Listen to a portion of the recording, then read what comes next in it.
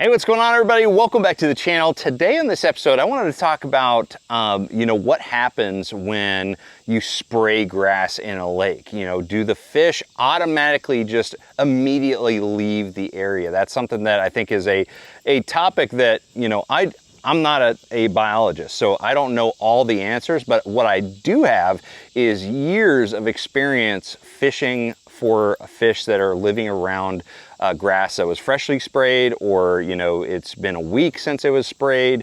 All different parts of that decaying process I've seen, and I've seen the effects of it on fishing. So I just wanted to kind of discuss my observations. Again, if you're looking for specific scientific data, I'm not the guy to look to, but I can definitely give you my perspective from what I've seen. So most people in my experience really do think that as soon as that chemical, whatever type of herbicide that they're using on whatever variety of grass they're spraying, they think that immediately those fish are going to be leaving the area.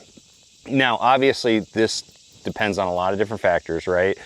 But what I have seen is that it takes a little bit of time for those fish to leave an area. Okay, so a perfect example of this was I won a 2-day BFL Super Tournament on Lake Okeechobee years ago. In fact, I had like the 2-day winning weight record for many years until it was broken again at Lake Okeechobee, probably, I don't know, 8 or so years later. But anyways, I won that tournament in an area that had got heavily sprayed to get rid of the really dense hyacinth mats that were in that area. When I was passing through the area, it didn't look right to me. It definitely looked like the hyacinth was dying. It just didn't look healthy, and I didn't see any other fishermen around because of that reason.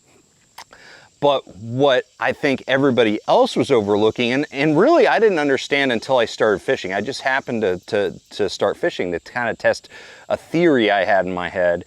And that theory was, well, it seems like this just got sprayed recently.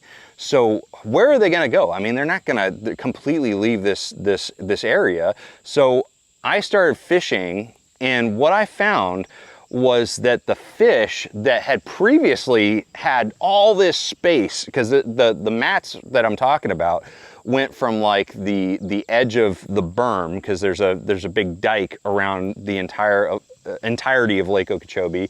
It went from like 150 foot to the dike all the way to the open water where my boat was sitting, and those fish had all of that space prior to roam around underneath that mat, but as soon as they sprayed it, those fish started moving to the edge of the grass, and I started catching them, around that sprayed grass, but closer to the open water, and it condensed the fish. So it actually enhanced my fishing because of that spraying activity and the decaying matter. And obviously, as vegetation decays, it absorbs and it uses more and more oxygen, and it really creates an uninhabitable type of situation. So there's a tiny window that from what I've seen, when somebody sprays a grass in an area that previously had fish utilizing that area, there's a brief window in time where those fish actually will start to condense on the edges of that grass mat, and fishing can be better. But as the decay progresses and the oxygen levels just get to dangerous levels, those fish will eventually leave the area. So, whether or not spraying is a good thing, that is a debate that we're probably never going to get to the bottom of.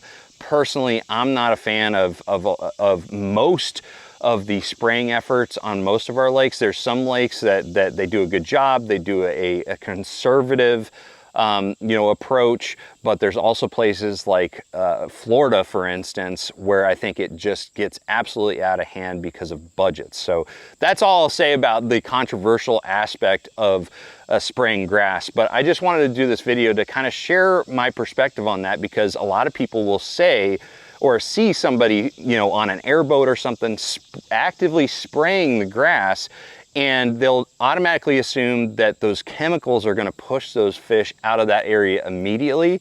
But in my experience, that is not the case, and it can really, for a short period of time, really allow you to have some of the best fishing in that area because it's condensing the fish in more suitable locations. Okay, so just wanted to do this video just for that that observation that I've made over the years. If you guys have any other contradictory observations, I'd love to hear your perspective and your experiences in the comment section below. So, and I won't get too political here, but if you do observe an abuse of overuse of these herbicides in your area, you know, I'm going to use Florida as an example because that is the most dramatic overuse of herbicides that I see every single year.